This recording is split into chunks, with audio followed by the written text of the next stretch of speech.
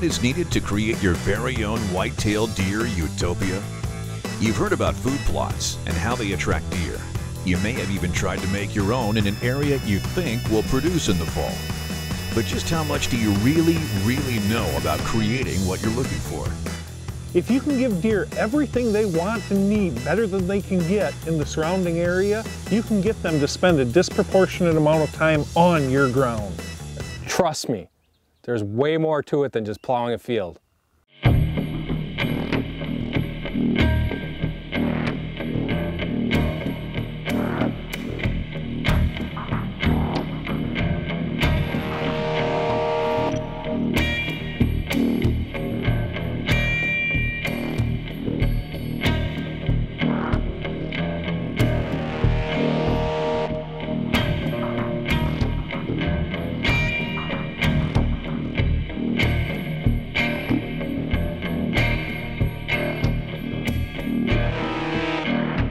I'm Steve Bartella. I'm Gordy Cron. I'm Mark Kaiser. I'm Dan Schmidt, and this is Deer and Deer Hunting TV.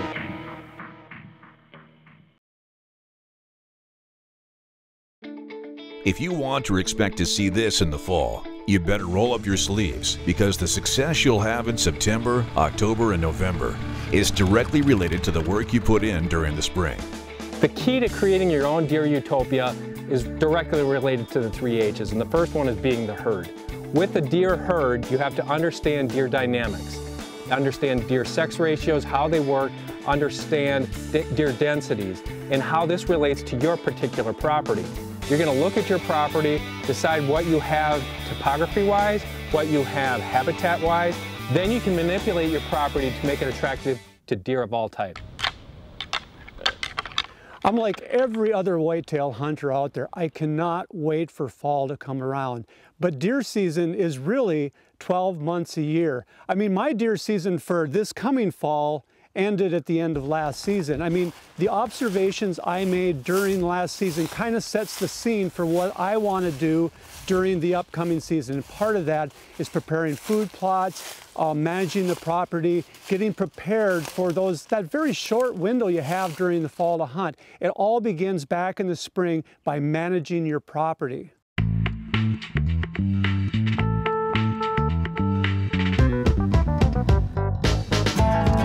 A great example of this is a piece of ground that I manage for clients in Illinois. It's quite a large piece of ground, and frankly, I have an unlimited budget. So on that ground, I can give them absolutely everything they want and need, better than they can get in the surrounding areas. And what ends up happening because of that is deer end up getting to be extremely predictable. They hammer these same food sources over and over and over. Mr. Big, he's out there competing for his place in the dominance hierarchy. When he dominates this area, he comes out again and again and again and again because he's paranoid that this spot's going to be stolen by another buck. 25 years of deer habitat management allows for a little time to enjoy the fruits. Steve has the chance to bow hunt the habitat he's worked so hard to create. Shortly after getting in his stand, all that hard work pays off. In early October, I was out hunting a different buck on this remote food source when he showed up and frankly gave me an absolutely gift-wrapped 15-yard quartering away head down shot opportunity. I thought about it quite seriously, but I ultimately decided to pass. I decided to pass because it was still early in the season and there was another buck that I just had my heart set on. Good choice or not, we may see that deer again. When we're talking about the herd, you really need to think in broader pictures about the region and the properties around you. What do they offer that you don't? What do you offer that they don't? It's kind of a give and take. When you're creating a deer utopia, herd manipulation is an important part. What I want to specifically talk about are does. The does that live on that 40 that I'm managing. The ones that they are bedding on the 40, they're feeding on the 40, and they're going back to their beds on that 40. They are my very best friends. I love those does.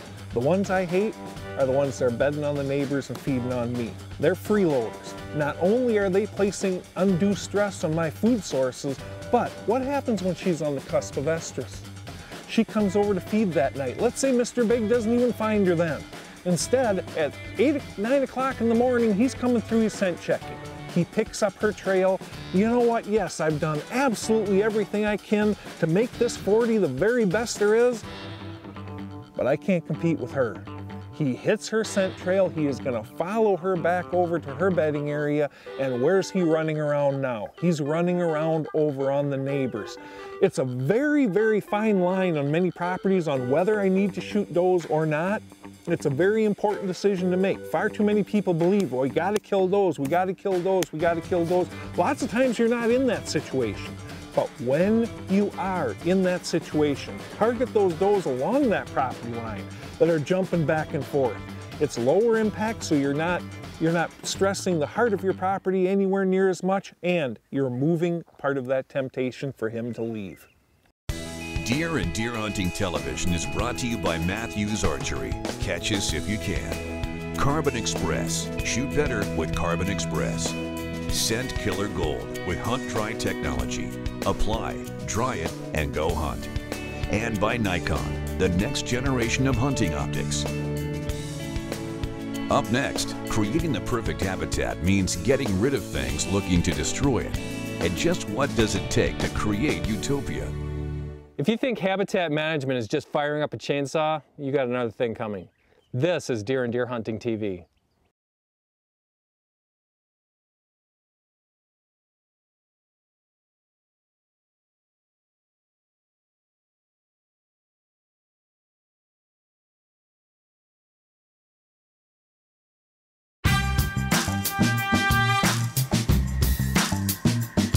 When you put a food plot, you got to think about you're putting a bowl of ice cream in a deer's woods. Because the deer are going to come to that food plot and eat it, but they're also going to browse that entire area around that food plot. It's what management habitat is all about. You may put in hours and hours of work in the field, but have you asked the most important question?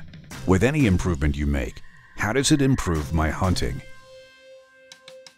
Sure, that back area of that field is an awesome spot to put in a food plot because it's easy.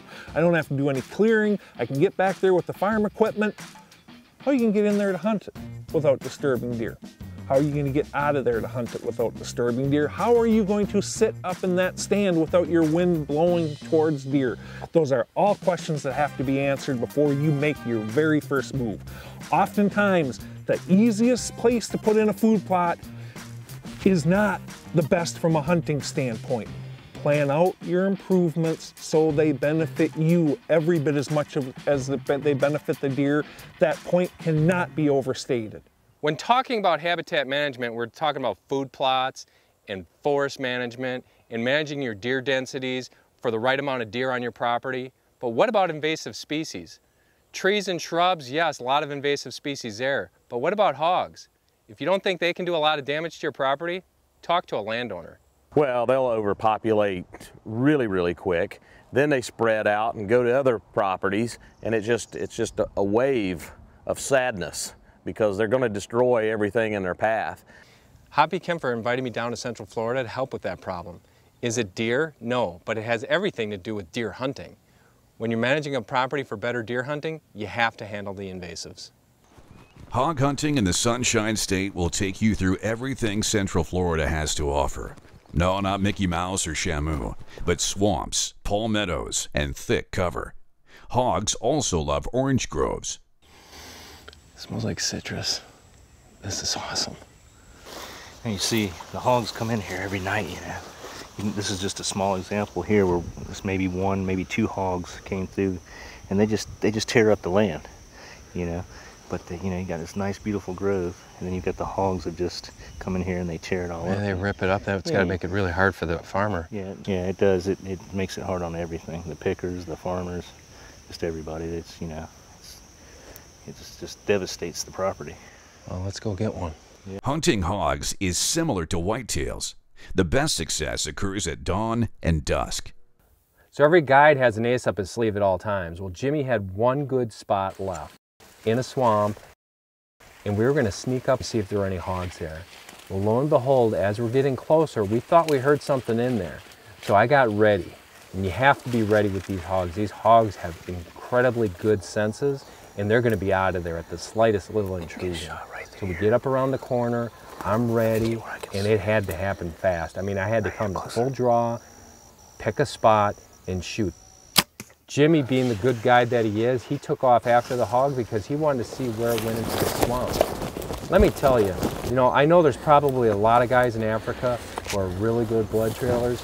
They have nothing on Jimmy. I found one spot of blood right here going in on this trail. In Florida, these thickets, these swamps, are thicker than anything you're going to find in the United States and probably elsewhere. It is so nasty thick. Everything in there has thorns on it. We got blood. That's a good sign, and it's pretty good blood too. Yeah, kind of slowed down right here. Oh, okay, it wasn't the greatest angle, but there's a heck of a lot of blood right up here. Holy crap. There it is, right here. You got him? Right here, buddy. Yes! Yes, All thank right. you. Yeah. Let's see. Oh, that's a dandy. Yeah. That's a good eating hog, Yeah, huh? nice sow. Nice. All right. Jimmy, you know what you're doing. I If- can tell you've done this many times. If I can stay on blood, and even some spots there wasn't even blood, there was just broken twigs where I could see it and ran through. If I can just stay on it, I'll stay on it all night. I don't care, Oh, man. Every deer hunter and property owner takes land management seriously. But who says it can't be fun? Especially when managing predators, hogs, whatever you have. Let's face it, it's fun. Up next, after you've created Utopia, it's time to go hunting. But what if the deer don't show up? And Steve is back in Illinois and sees an old friend. This is Deer and Deer Hunting Television.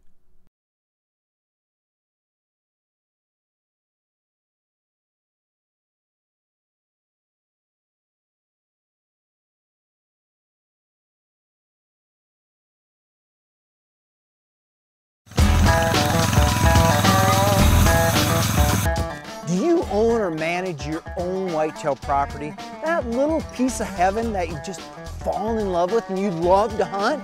Well, if you do, it can sometimes be a little frustrating during hunting season when the deer just aren't coming out onto those food plots. You spend all that time and money managing for great food and no bucks. Then it's time to go to plan B. And that plan is hunt the refuges and sanctuaries. A certain percentage of your property should be set up in these escape areas, bedding cover, and you shouldn't be going in there. That doesn't mean you can't hunt the fringes. I don't always get to hunt those Utopia spots where the deer are just rolling around in the middle of the day in a wide open field. So I just edge into the cover where I feel comfortable, where I'm not gonna bust those deer out of a bedroom, and then I set up hoping that those deer are gonna funnel by me. Or during the pre-rut and rut, it's a great spot to rattle and pull a buck out of his bedroom right into your lap. Steve Bartilla is hunting an area in Illinois that he's managed for a landowner. It's a large area and he's laid it out just perfect. But the same care needs to go into any smaller area you may have.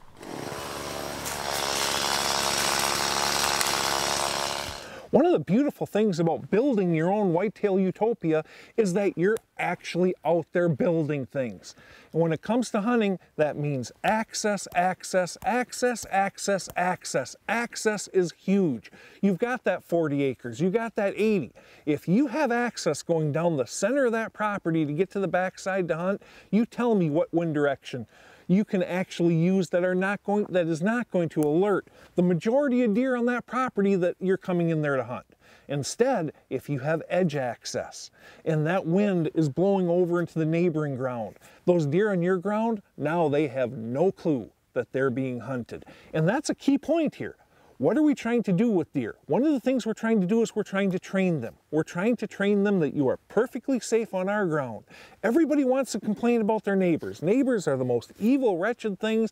They run all over their woods. If they only hunted like I do, they are such slobs. They will kill everything that moves. God bless those neighbors, because they are trashing their woods. And while they're trashing their woods, they're training deer that they're not safe over there. At the same time, you are handling your property with kit gloves.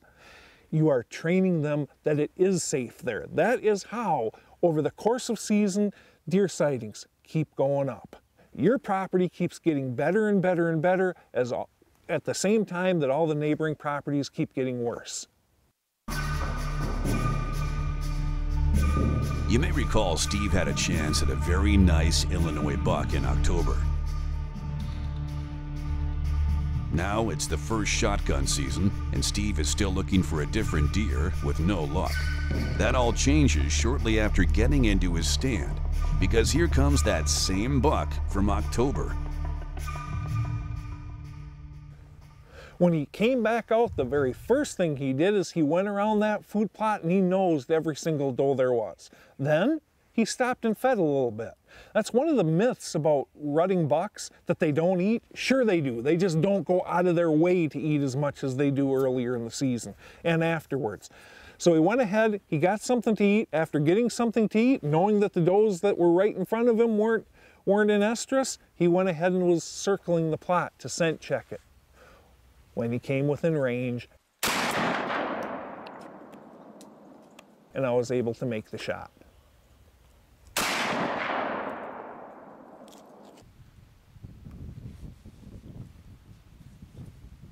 It's hard to put into words the feelings when I was walking up on this deer.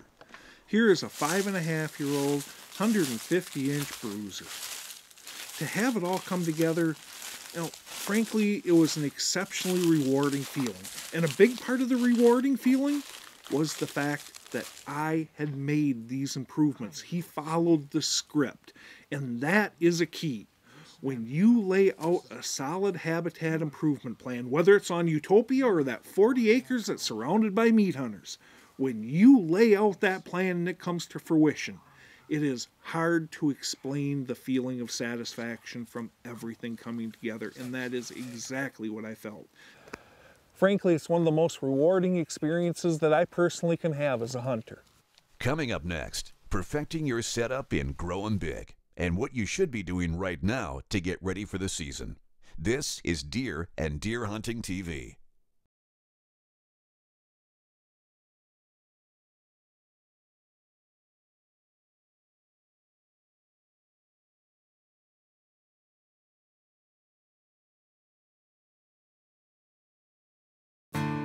Deer and Deer Hunting TV is brought to you by Mossberg. Built rugged, proudly American. By Cuddyback, more deer, fewer blanks. Hunter Safety Systems, saving lives is what we do. By Analogics, protect your herd with the power of science. And by Block Vault, get locked in.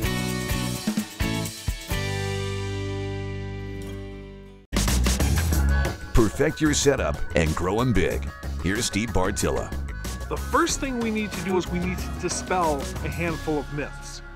The first one is that you need to have countless acres of ground to make a positive difference. Nothing could be further from the truth. As a matter of fact, my experiences tell me that it is more important for the person that owns a 40, an 80, a 160 to manage their ground and manage their deer than it is for the one who owns 1,000, 2,000, 3,000 acres of land.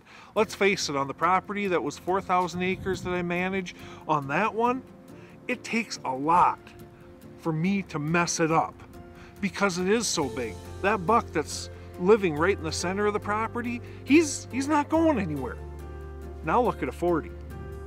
There, you better do things right. As I said, you don't have to have tremendous amounts of ground to make a difference, but you have to set goals and a foundation.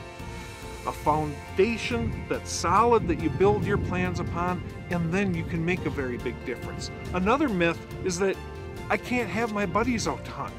If I really want to grow the best deer around, if I really want the best hunting opportunities, I have to be selfish. I have to make it so nobody enters this ground except for myself. Again, nothing could be further from the truth. That is where your plan comes into play.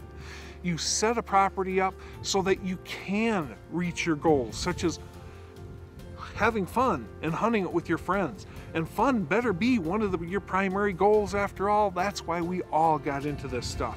The last myth I want to blow is that you don't have to spend countless amounts of money to go ahead and do these things. Food plots, they are very important.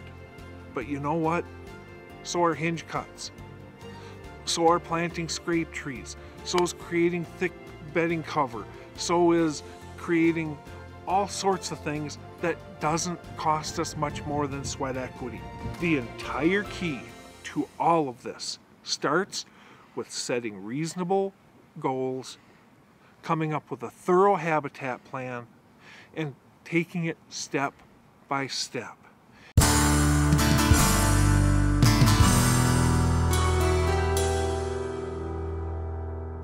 The pre-season is all about trail cameras, and I like to get my cuttybacks out there, you know, mid-July, early August at the latest, and I'm going to use them as a tool. I'm going to use my cameras to find out not only how many deer I have out there, what the sex ratio is, how many bucks, how many does, but what kind of bucks are we going to be able to hunt this fall. But I'm not going to become infatuated with getting pictures. I'm going to get the pictures I need, get the data I need, and get out of there. White-tailed deer are going to stick tight to their core area in the summertime, so that means I have to take every scent control measure I can take while hanging these cameras. The nice thing about these cuttybacks is they're super easy to use. There's not a lot of messing around. We can get them hung and get out of here with very minimal activity.